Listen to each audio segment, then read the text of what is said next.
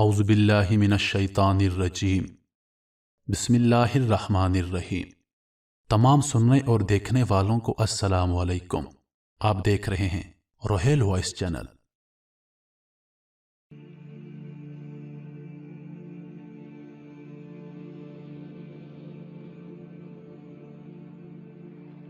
میرے محترم عزیزو، شب و روز بہت تیزی سے گزر رہے ہیں، وقت کی تلوار ہمیں کاٹ رہی ہے۔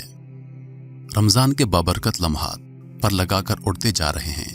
ہمارے دینی اور شرعی فریضہ ہے کہ ہم رمضان کے بقیہ اوقات کو غنیمت جانیں اور ان کو اس انداز میں گزاریں کہ یہ ہمیں اللہ کے قریب تر کر دیں اور جو ہماری دنیاوی اور اخروی کامیابی کا ضامن بن جائیں۔ فرمان باری تعالیٰ ہے، اے ایمان والو، اللہ سے ڈرو اور ٹھیک بات کیا کرو، اللہ تمہارے اعمال درست کر دے گا اور تمہارے قصوروں سے درگزر فرمائے گا۔ جو شخص اللہ اور اس کے رسول کی اطاعت کرے اس نے بڑی کامیابی حاصل کی۔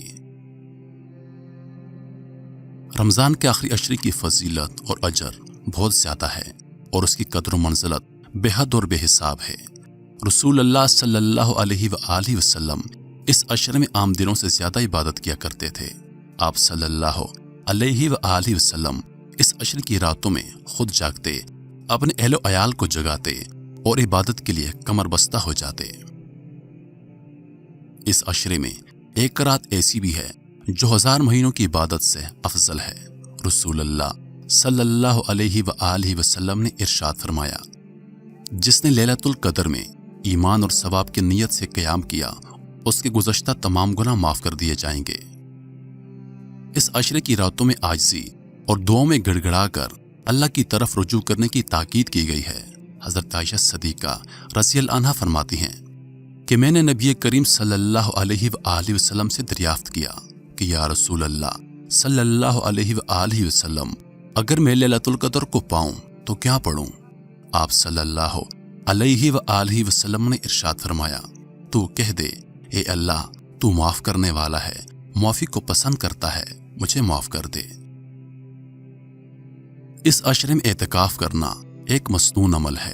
رسول اکرم صلی اللہ علیہ وآلہ وسلم نے اس میں اعتکاف فرمایا اور آپ کی ازواج محترات نے بھی آپ صلی اللہ علیہ وآلہ وسلم کی زندگی اور وفات کے بعد بھی اعتکاف فرمایا۔ اعتکاف سے مقصود اپنے نفس کو اطاعت الہی پر لگانا اور دیگر خلق سے قطع تعلق کر کے اللہ کے ساتھ قرب اختیار کرنا ہے۔ یاد رہے کہ علماء کے صحیح اقوال کی روشنی میں اعتکاف کی کم ترین مدت 1 دن یا 1 رات ہے۔ عورت کے لیے اپنے شوہر کی اجازت کے بغیر اعتکاف کرنا جائز نہیں ہے۔ اعتکاف کرنے والی خواتین کو چاہیے کہ وہ ستر و حجاب کا خصوصی اہتمام کریں۔ حضرت ابن عباس رضی اللہ عنہ سے روایت ہے کہ رسول اللہ صلی اللہ علیہ وآلہ وسلم نے ارشاد فرمایا، جو شخص اللہ کی رضا کے لیے 1 دن کا اعتکاف کرتا ہے تو اللہ تعالیٰ اس کے اور جہنم کے درمیان 3 خندقوں کو آڑ بنا دیں گے۔ ایک خندق کی مسافت آسمان اور زمین کے درمیانی مسافت سے بھی زیادہ چوڑی ہے۔ تو میرے دوستو، 1 دن کے اعتکاف کی یہ فضیلت ہے، تو رمضان المبارک کے آخری عشرے کے اعتکاف کی کیا فضیلت ہوگی؟ خوش قسمت ہیں وہ لوگ جو رمضان کی مبارک گھڑیوں میں اعتکاف کرتے ہیں اور مذکورہ فضیلت کے مستحق قرار پاتے ہیں۔ حضرت ابن عباس رضی اللہ عنہ سے روایت ہے کہ رسول اللہ صلی اللہ علیہ وآلہ وسلم نے ارشاد فرمایا، اعتکاف کرنے والا گناہوں سے محفوظ رہتا ہے اور اس کی تمام نیکیاں اس طرح لکھی جاتی رہتی ہیں جیسے وہ ان کو خود کرتا رہا ہو۔ معتکف جتنے دن اعتکاف کرے گا اتنے دن گناہوں سے بچا رہے گا۔ جو نیکیاں وہ باہر کرتا تھا، مثلا مریض کی عیادت، جنازے میں شرکت، غربا کی امداد وغیرہ، اعتکاف کی حالت میں اگرچہ ان کاموں کو نہیں کر سکتا لیکن اس قسم کے اعمال کا ثواب اس کے نامہ اعمال میں لکھا جاتا رہے گا۔ ایک حدیث میں آتا ہے کہ جس نے اللہ کی رضا کے لیے ایمان اور اخلاص کے ساتھ اعتکاف کیا تو اس کے پچھلے گناہ معاف ہو جائیں گے۔ ایک حدیث میں اعتکاف کرنے پر جن گناہوں کی معافی کا وعدہ کیا گیا ہے ان سے مراد گناہ صغیرہ ہیں، کیونکہ گناہ کبیرہ کی معافی کے لیے توبہ کی شرط ہے۔ اعتکاف کرنے والا جب مبارک ساتھ میں خدا تعالیٰ کے حضور گڑگڑاتا ہے اور آو بکا کرتا ہے اور اپنے سابقہ گناہوں سے سچی توبہ کرتے ہوئے آئندہ نہ کرنے کا عزم کرتا ہے تو یقینی بات ہے کہ اس کے کبیرہ گناہ بھی معاف ہو جاتے ہیں۔ اس صورت میں حضرت صلی اللہ علیہ وآلہ وسلم کے ارشاد مبارک میں گناہوں سے مراد کبیرہ بھی ہو سکتے ہیں جن کی معافی طلب کرے۔ حضرت عائشہ رضی اللہ عنہا فرماتی ہیں کہ رسول اللہ صلی اللہ علیہ وآلہ وسلم رمضان کے آخری عشرے میں اعتکاف فرماتے اور فرمایا کرتے کہ لیلۃ القدر کو رمضان کی آخری طاق راتوں میں تلاش کرو۔ اعتکاف سے مقصود لیلۃ القدر کو پانا ہے جس کی فضیلت 1000 مہینوں سے زیادہ ہے۔ اس حدیث میں لیلۃ القدر کو تلاش کرنے کے لیے آخری عشرے کا اہتمام بتایا گیا ہے جو دیگر احادیث کی روح سے اس عشر کی طاق راتیں ہیں، لہذا بہتر تو یہی ہے کہ اس عشر کی ساری راتوں میں بیداری کا اہتمام کرنا چاہیے، ورنہ کم از کم طاق راتوں کو تو ضرور عبادت میں گزارنا چاہیے۔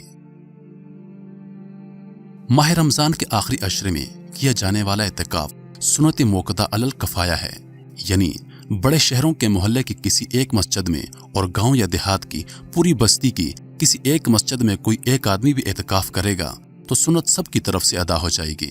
اگر کوئی بھی اعتکاف نہ کرے تو سب گناہگار ہوں گے، یعنی شہر یا بستی کا ایک فرد بھی اگر اعتکاف کر لے تو ثواب سب کو ملتا ہے۔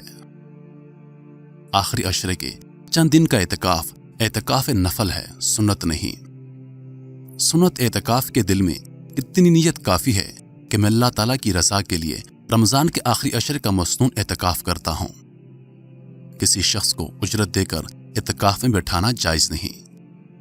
مسجد میں ایک سے زیادہ لوگ اعتکاف کریں تو ثواب سب کو ملتا ہے۔ مصنون اعتکاف کی نیت 20 تاریخ کے غروب آفتاب سے پہلے کر لینی چاہیے۔ اعتکاف مصنون کے صحیح ہونے کے لیے یہ باتیں ضروری ہیں: مسلمان ہونا، عاقل ہونا، اعتکاف کی نیت کرنا، مرد کا مسجد میں اعتکاف کرنا، مرد اور عورت کا جابت یعنی غسل واجب ہونے والی حالت سے پاک ہونا، عورت کا حیض و نفاس سے خالی ہونا، روزے سے ہونا۔ اگر اعتکاف کے دوران کوئی روزہ نہ رکھ سکے یا کسی وجہ سے روزہ ٹوٹ جائے تو مصنون اعتکاف بھی ٹوٹ جائے گا۔ جس شخص کے بدن سے بدبو آتی ہو یا ایسا مرض ہو جس کی وجہ سے لوگ تنگ ہوتے ہوں تو ایسا شخص اعتکاف میں نہ بیٹھے۔ البتہ اگر بدبو تھوڑی ہو جو خوشبو وغیرہ سے دور ہو جائے اور لوگوں کو تکلیف نہ ہو تو جائز ہے۔ اعتکاف کی حالت میں کون سے کام جائز ہیں؟ کھانا پینا، سونا، ضروری بات کرنا، کپڑے بدلنا، خوشبو لگانا، تیل لگانا، کنگھی کرنا، بشرط یہ کہ مسجد کی چٹائی اور قالین وغیرہ خراب نہ ہو۔ مسجد میں کسی مریض کا معائنہ کرنا، نسخہ لکھنا یا دوا بتانا، لیکن یہ کام بغیر اجرت کے کرے تو جائز ہیں ورنہ مکروہ ہیں۔ معتکف کا اپنی نشستگاہ کے ارد گرد چادریں لگانا، معتکف کا مسجد میں اپنی جگہ بدلنا، بقدر ضرورت بستر، صابن، کھانے پینے کے برتن اور مطالعے کے لیے دینی کتب مسجد میں رکھنا۔ پیارے دوستو، یہ تھے اعتکاف کے چند فضائل اور ان کے مسائل۔ میں امید کرتا ہوں کہ آپ لوگوں کو ویڈیو پسند آئی ہوگی۔ مزید ایسی ویڈیوز دیکھنے کے لیے ہمارے چینل کو سبسکرائب کریں اور دن کی تازہ ترین اپڈیٹس کے لیے چینل پر موجود گھنٹی کے بٹن کو دبا دیں۔ اگر آپ لوگوں کو ہماری ویڈیوز پسند ہیں تو ہم سے اپنی رائے کا اظہار ضرور کیجیے۔ اپنی دعاؤں میں یاد رکھیے گا، زندگی رہی تو اگلی بار ایک اور ویڈیو لے کر آپ کی خدمت میں حاضر ہوں گا۔ تب تک کے لیے خدا حافظ۔ اللہ پاک آپ سب کا حافظ و نگہبان۔ وعلیکم السلام۔